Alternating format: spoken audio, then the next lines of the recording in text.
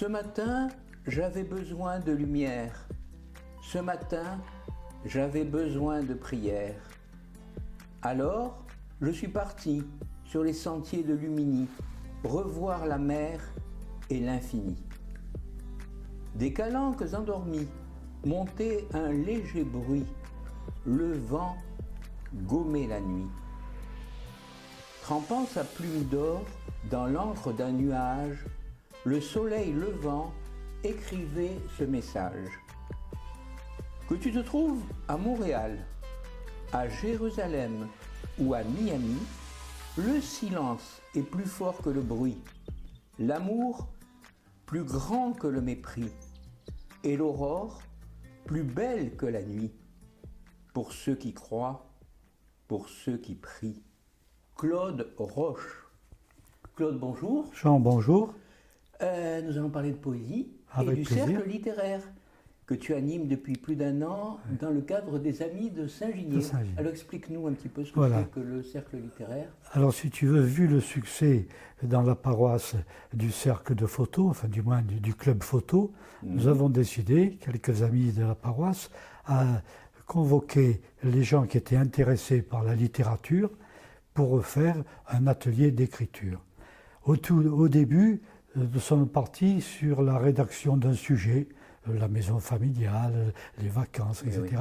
Et nous nous sommes aperçus que certains appréciaient beaucoup, mais d'autres ne supportaient pas très bien l'écriture. Donc nous avons élargi le club à tous ceux qui voulaient venir parler d'un livre qui leur a plu ou parler d'un auteur qui leur plaît beaucoup. C'est ainsi que nous avons parlé de Christian Bobin et de François Chang, par exemple. Alors nous nous retrouvons tous les mois dans des salles paroissiales à 15h, et là c'est tout à fait libre, chacun dit incite les autres soit à lire, soit à écouter la lecture, etc. Voilà. Donc c'est quelque chose de très ouvert et de très libre. Il n'y a rien n'est imposé. S'il y en a qui veulent continuer à écrire, bien c'est très bien, ils prennent un sujet à leur choix et ils écrivent sur ce sujet. Alors, on parlait de poésie. Justement, qu'est-ce que la poésie et comment devient-on poète? Alors la poésie, tu sais, je crois que la poésie, en fait, c'est un état d'âme. La poésie, c'est savoir regarder le merveilleux. C'est regarder à travers une fenêtre qui te montre uniquement les choses belles, hein, que ce soit la nature, un visage ou un paysage. Vraiment, la poésie, c'est quelque chose, c'est un privilège que de sentir en soi la poésie. Et on devient poète, je pense, parce qu'on a une sensibilité peut-être plus grande que les autres.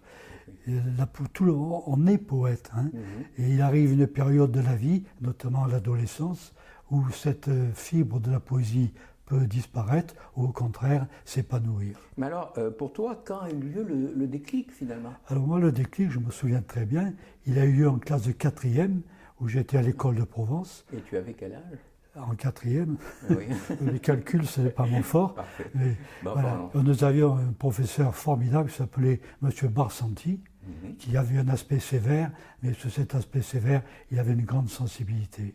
Et il nous a appris à faire de belles narrations. Et moi, j'ai eu le déclic pour la littérature, pour tout ce qui était le poète. Par contre, malheureusement, j'ai eu une haine, entre guillemets, pour tout ce qui était mathématiques. Et dans la vie, ça m'a pas mal desservi. Quels sont les sujets qui t'inspirent le plus en poésie? Alors le sujet qui m'inspire le plus, c'est évidemment la nature. Hein. La nature avec le changement des saisons, avec la lumière d'automne, avec le printemps et toutes ces fleurs. Voilà, la nature est vraiment essentielle. Quand je pense à la nature, je pense au printemps, je pense aux saladelles en Camargue, aux bruyères dans l'Ardèche, hein, et aux coquelicots autour de Sainte-Victoire. D'ailleurs, si tu me permets, j'aimerais te lire un petit poème sur les coquelicots, parce que j'ai toujours beaucoup aimé ce livre, les coquelicots. La fenêtre d'étoiles, c'est un de mes 4 livres. Que tu as écrit? Oui. Les coquelicots, frêles caravelles sillonnant les champs de blé, vos pétales sont si belles qu'elles font pâlir les orchidées. Le printemps revenu, quand vos tiges menues jalonnent les chemins de rouge parchemin, quand frissonnent sur les plaines et les labours vos écharpes de sang, vos écharpes d'amour. Simple poète, mais comme vous l'ami du vent, je rêve en vous voyant d'un monde où tout serait beau, beau comme un champ de coquelicots. C'est très beau. Ah, j'adore les coquelicots. Y a-t-il un genre de poésie que tu préfères? Oui, je pense qu'avec les années qui passent, j'ai évolué pas mal. Bon, maintenant, je suis vite lassé par les grandes strophes à la Victor Hugo. Bon, ce que j'aime de plus en plus, c'est la poésie, les vers libres et les poèmes courts. Hein. Tout à fait. Donc, dans les poèmes courts, par exemple, j'ai écrit un petit poème sur la Camargue, en 4 lignes, qui dit la Camargue, c'est une histoire d'amour entre le vent et les roseaux, entre la grève et les oiseaux, entre le ciel et l'eau. Parfait. Quels sont tes poètes préférés? Les poètes préférés, la poésie française est tellement riche qu'il est dur de choisir. Enfin, depuis Ronsard, les Parnassiens, les romantiques, les surréalistes, je les aime presque tous. Je n'aime pas trop, par contre, de la poésie vraiment moderne et un peu hermétique, tu vois. Je vais peut-être en faire sursauter quelques-uns, mais un poète comme René Char, je dois dire qu'il ne me donne pas d'émotion spontanée. J'ai l'impression de faire des mots croisés, de trouver la signification de certains mots. Pourtant, c'est un poète internationalement connu. Mais non, dans les poètes récents, j'aime beaucoup Prévert. Prévert, qui est né en 1900, qui est mort en 1970. Jacques Prévert était un homme plein d'humour, plein de délicatesse. Et vraiment, enfin, c'est quelqu'un que j'aime beaucoup.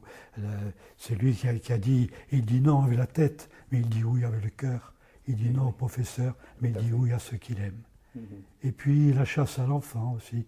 Tout autour de l'île, il y a de l'eau. Au-dessus de l'île, il y a des oiseaux. Bandits, voyous, voleurs, chenapans, c'est la chasse à l'enfant.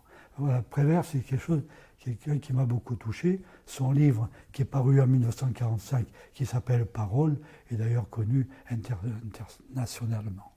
Je crois que tu as publié des recueils de poésie, mais alors justement, là, sur cette table, je vois 2, 3, 4, 5 petits... Voilà, j'ai publié 5 recueils de poésie, j'ai publié à titre personnel, si tu veux. J'ai eu la chance de les dédicacer et de les travailler avec la librairie Saint-Paul, que j'aime beaucoup.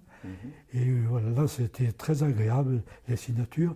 Et je vais te raconter une anecdote assez amusante, c'est que je faisais une signature pendant le 13 juillet à Nordèche, dans mon village d'origine, qui s'appelle Lévance. Et c'était le samedi matin, avec énormément de monde, de toutes sortes, des hippies, enfin toutes sortes de gens. Et puis j'avais une petite table avec un bouquet de fleurs, et puis s'est approchée de moi une vieille dame tout à fait gentille, qui a feuilleté mon livre, etc. Et puis qui me dit « Monsieur, demain c'est le 14 juillet, c'est mon anniversaire, j'ai 90 ans. » Alors je lui dis « Madame, mais vous êtes née un 14 juillet, mais votre vie a dû être un feu d'artifice. » Et elle me répond « Oui, oui, je viens de perdre mon mari. » Elle n'avait pas très bien entendu ma question. Et je lui ai bien sûr offert un livre, puisque c'était son anniversaire. C'est des choses, très bien. Et alors, une question très importante pour nous, paroissiens de Saint-Ginier. Quel est le lien, y a-t-il un lien entre la poésie et la prière? Il y a un lien très très proche. Les deux, la poésie et la prière, c'est vraiment... Pour moi, la poésie me mène souvent à la prière. Et il m'est arrivé de commencer des poèmes et de finir en écrivant une prière. Il y a un lien extrêmement proche, et ce lien est tellement proche qu'il y a des auteurs, qu'on a notamment une poétesse provençale qui écrit très très bien, et qui a sorti un recueil qu'elle a appelé les prièmes. Elle a fait la fusion des deux mots, de prière et de poème. Alors j'ai cherché justement sur Internet, sur Wikipédia, je n'ai pas trouvé ce terme. Non, c'est une invention d'une poète, hein, mais je trouve que c'est beau cette fusion des deux mots, hein, prième. Voilà, et alors j'ai trouvé en feuilletant les recueils, la prière à Saint-Ginier. Oui, je vais la lire. Bien volontiers, Jean.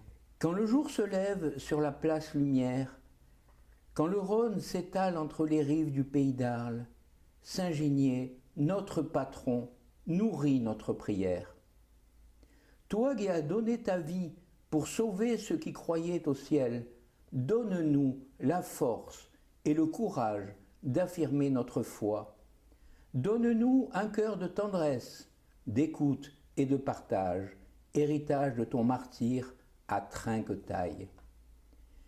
Dans l'agitation de nos vies, aide-nous à retrouver le silence et la paix. Veille sur notre paroisse et sur tous ceux et celles qui l'ont servi et aimé. Épargne-nous la facilité de l'oubli. Sois toujours présent dans notre prière. Alors, la lumière du ciel sera douce et l'eau du fleuve sera d'or. Amen.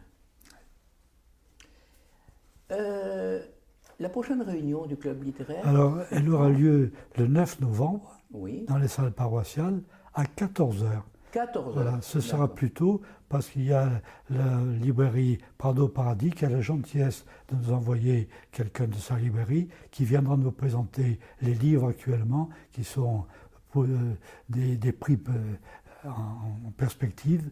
Voilà, donc ce sera très intéressant d'avoir l'analyse de ces professionnels et j'espère qu'on sera nombreux. Alors justement, faut-il s'inscrire à l'accueil? Non, Entrée libre. Voilà, il faut venir, l'entrée est libre, mais 14h. 14h, Le tu 9, nous rappelles la le date. 9 novembre à 14h. Ben, nous y serons.